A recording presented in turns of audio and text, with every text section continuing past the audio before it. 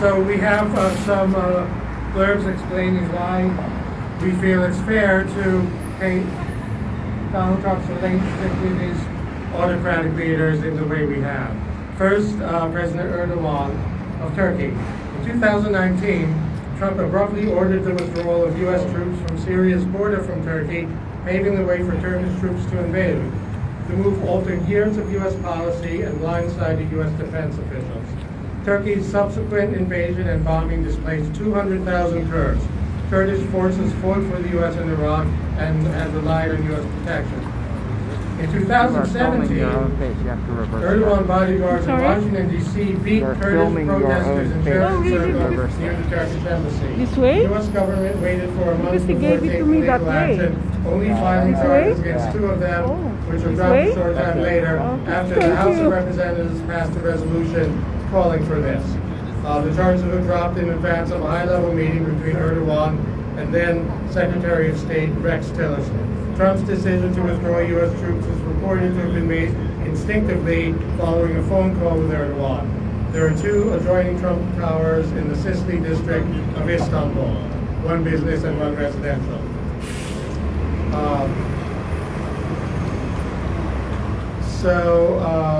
I will read the next one, then we will have a statement provided by another organization, which is something I'm very honored to have. But first, Viktor Orban. Prime Minister Orban is broadly condemned as having destroyed Hungary's democracy, eviscerating the free press and attacking civil society as well as academia. Trump has praised Orban on multiple occasions and in 2019 invited him to the White House, breaking with the long U.S. practice ostracizing Prime Minister Orban. Trump claims that Orban is respected all over Europe, which I don't think is necessarily the case, adding, like me, he's a little bit controversial.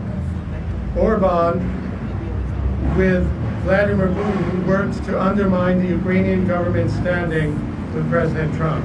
His efforts to paint the government as hopelessly corrupt coincided with Trump's attempts to pressure the Ukraine into manufacturing new controversies involving then prospective presidential candidate Joe Biden and his family, leading to the impeachment of the president. North Korean Supreme Leader Kim Jong-un leads a cult of personality regime that is one of the world's most repressive. Trump has touted a good relationship with Kim and hoped that as the North Korean nuclear weapons program, simply because of that relationship. He held two direct meetings with Kim without having a diplomatic plan in place, of course, as those criticisms having been made by the foreign policy establishment at the time. These meetings were propaganda crews for the Kim government, whose state-owned media outlets ran footage of them for days. Kim, however, failed to provide meaningful concessions, only posing a reactor that was already past its useful lifespan. Trump continues to talk about his good relationship with Kim.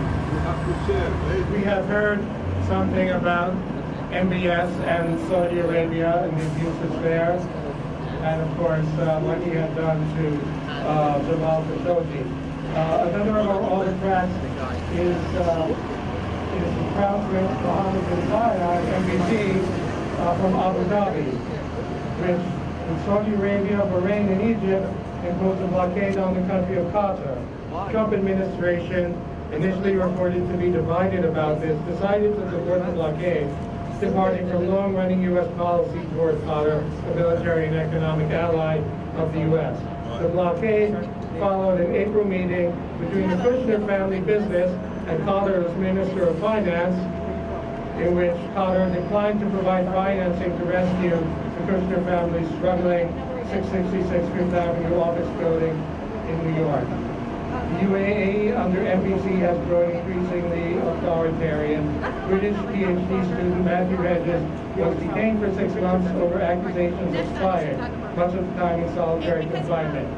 Trump has pursued business opportunities in the UAE since 2005. A private real estate conglomerate in 2013 made a deal to build a $6 billion Trump-branded golf club And the second cup is in development. UAE was exempted from the Trump administration's infamous travel ban that targeted most Muslim countries.